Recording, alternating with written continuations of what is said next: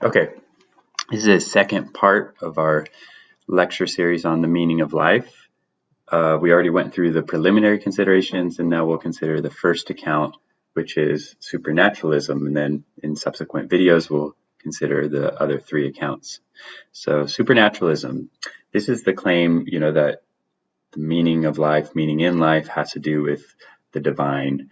So the meaning to life is determined by God's purpose or purposes for the human race, and it doesn't strictly speaking have to be sort of monotheistic God, the God of the Bible, something like that. It's just meaning is connected to the divine on this view. So you can get as specific as you want with a particular religious outlook, and so different religions will have different ideas of what's meaningful. So one, proposed sort of purpose for our life is to worship God. Another is to have a relationship with God and others. And this would be, humanity-wide. Each person has this purpose simply by being a member of the species Homo sapien, or a human being. And then there might be a specific meaning for specific individuals, or even each individual. So you might have your meaning that you acquire just by being human, but you have a meaning that's yours, given to you by God because you're Rachel. Like God has a specific idea in mind for your life.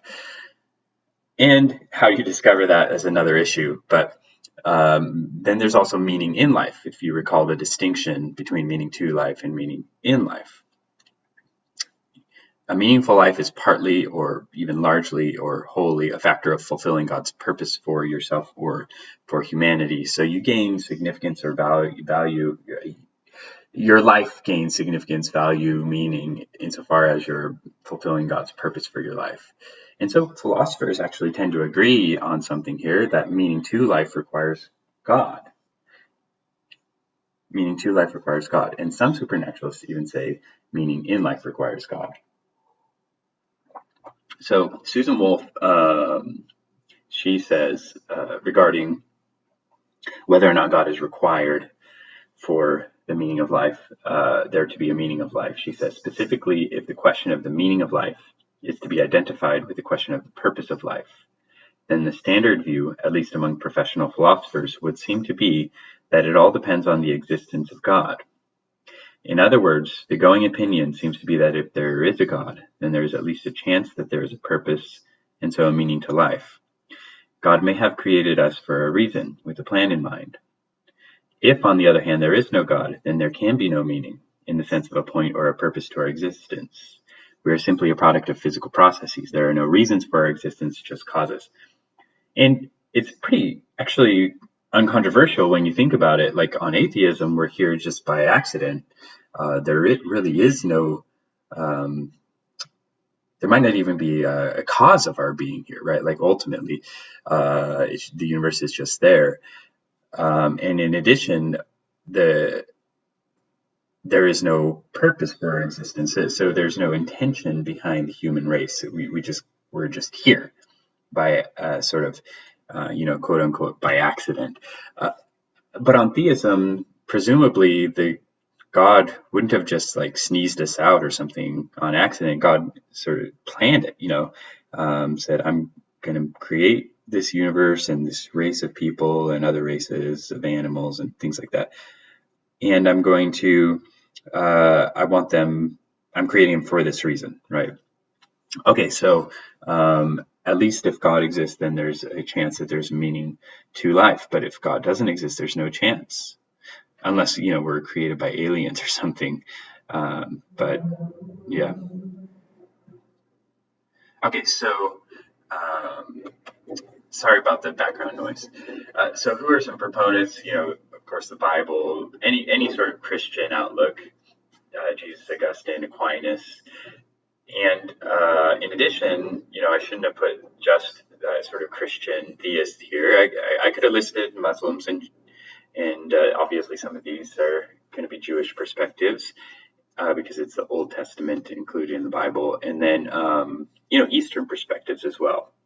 So here's Leo Tolstoy. He says, "What is this animation and dying? I do not live when I lose belief in the existence of God. I should long ago have killed myself had I not had a dim hope of finding him.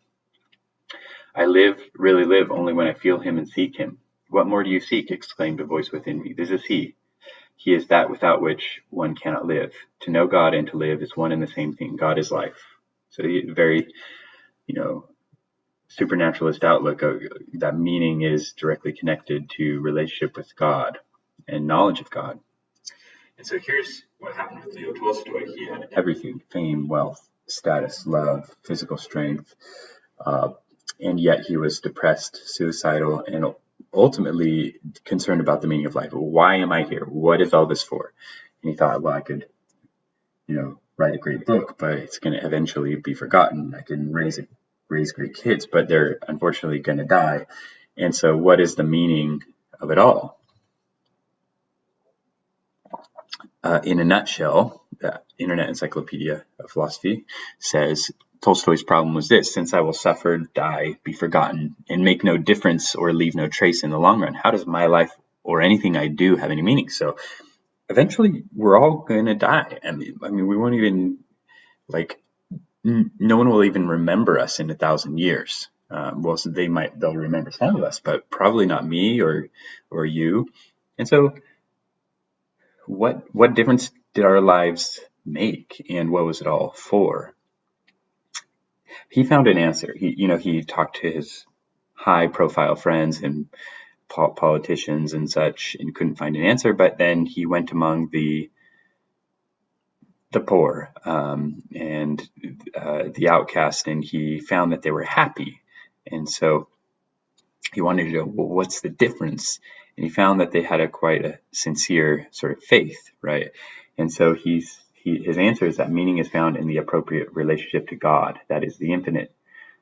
Then that gives his life, his work, his relationships in eternal meaning, because they'll last. So then your work, your service to others, it's going to remain, it's going to endure forever. So that's Tolstoy on the meaning of life, and as an example of the supernaturalist outlook, where meaning is connected to relationship with God.